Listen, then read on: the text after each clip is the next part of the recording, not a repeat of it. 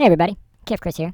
Today I wanted to talk about bias, and I went looking up Carrie Lake just to see some stuff about her, and it led me to far right politics, and I thought, well, why not compare far right to far left politics?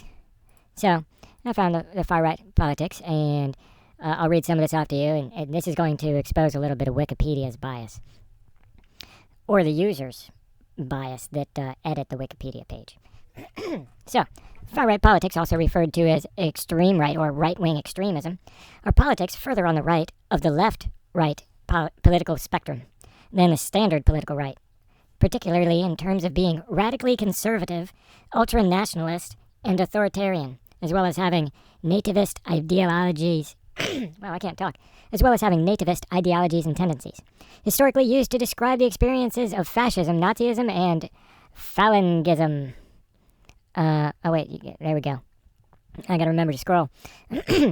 Phalangism was a political ideology of two political parties in Spain that were known as the Falange, namely first the Falange Española de las Juntas de Ofensiva Nacionales Sindicalista, and afterwards the Falange Española. Well, that's just a whole lot of Spanish, and they're trying to say something that may or may not be true.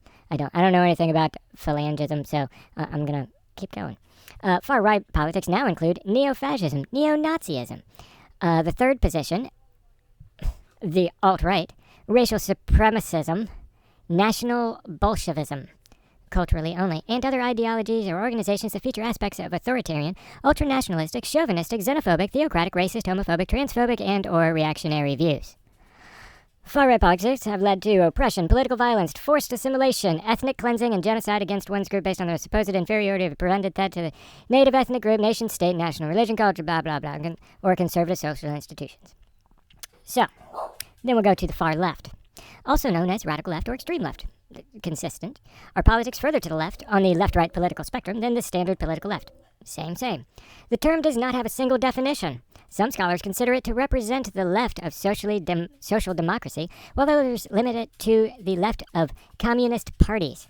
In certain instances, especially in the news media, the far left has been associated with some forms of authoritarianism, anarchism, and communism, or it characterizes groups that advocate for revolutionary socialism, Marxism, and related communist ideologies, anti-capitalism, and or anti-globalization. Similar to far-right politics, extremist far-left politics have motivated political violence, radicalization, genocide, terrorism, sabotage, and or damage to property, the formation of militant organizations, political repression, conspiracism, xenophobia, and nationalism. Far-left terrorism consists of militant and or insurgent groups that attempt to realize their ideas through political violence rather than using parliamentary processes. So, if we compare these two, it's pretty much far-right and far-left are both nationalistic, xenophobic, homophobic, transphobic, pretty much. Well, they might not be transphobic over here, but they don't really take care of the... Yeah, okay, so... that all seems well and almost fair. There's some stuff missing on the far left here. But what I wanted to point out was, if you go and look at the far right, you get an overview, definition, comparison, analysis. The far left definition, radical left parties, far left militant and terrorism, references. That's it. Bibliography, further reading, other stuff on terrorism, and radical left party case studies. Meanwhile, on the right, we have modern debates on terminology, relation to right-wing politics, nature of support, intellectual history and background, the emergence, the Volkish and revolutionary right, the contemporary thought, the international organizations, history by country for Africa, Rwanda, Interhamwe, Coalition of the Defense of the Republic. In South Africa, there was a Heritage National Party, the African, I'm not even going to try, the Togo. And in Americas, we have it happening in Brazil, Central American death squads, Chile, death squads in El Salvador, in Honduras. In Mexico, there was the National Synarchist Union. In Peru, there was some stuff. In the U.S., I'll come back to that. Then we got the radical right, which is a super long chapter, and they even managed to stick in September 11th in that. We got Asia and Japan. Europe and Croatia and Estonia and Finland and France and Germany and Greece, and there's Metexism, Asian occupation of Greece in the aftermath, Hungary, Italy, Netherlands, Poland, Romania, Serbia, United Kingdom, and Australia, New Zealand, Fiji. And then we got the online section, the Stormfront, the Iron March, the right-wing terrorism, and then we get to all the bibliography, references, see also, and all that stuff. So, and this goes on for a while. So let me grab the scroll bar here on the right rather than... and yeah, keep going. And here starts the bibliography, then some notes, and then a whole section of further reading.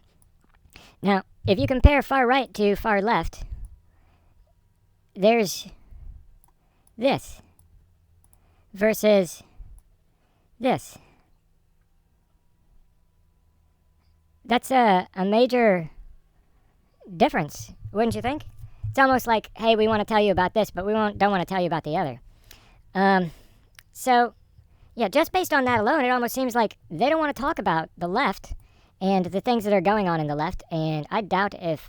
Well, I know for certain that I am unable to edit this post and add all the extra stuff like Antifa riots, the BLM riots, the mostly peaceful protests. Yeah. So, that's it for this one. I'm trying to grow this channel. Help me out. Like, share, subscribe. Subscribe mostly. That'd be the most helpful. Thanks everybody for watching, and I'll see you in the next one.